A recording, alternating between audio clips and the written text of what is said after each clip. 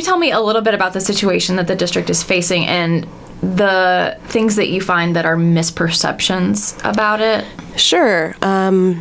So the district has a pretty substantial structural deficit in the education fund. So when we look at how education is funded in the state of Illinois, there are different funds, different balances that money can go into, and we have to have voter approval to change or adjust any of those tax rates. So our education fund tax rate hasn't been increased since the late 80s. It had a slight increase in 2008, which was a 10-cent increase. But essentially, it's been about a 10-cent increase in the education fund tax rate in over 40 years. And I mean, none of us are living on our, income from the 80s.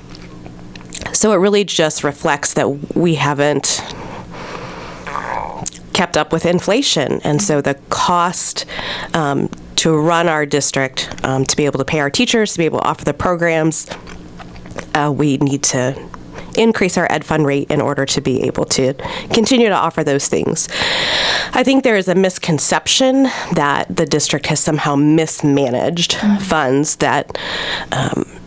and that's simply not the case. When you go back and look historically at the fact that we have not changed the ed fund rate over nearly 40 years, just shows that it continues to cost money to educate students, but we haven't brought in additional revenue in order to do that. Our district has nearly doubled in size since that ed fund rate was set at $2.62 in the late 80s. And other things, too. We've been impacted by proration from the state of Illinois, where we were supposed to have received funds for services and that we were providing or continuing to provide without receiving the state aid that we were supposed to. So I'm always disappointed to see that people think that it's a mismanagement of funds. And we've tried to be transparent about how we've gotten into this place.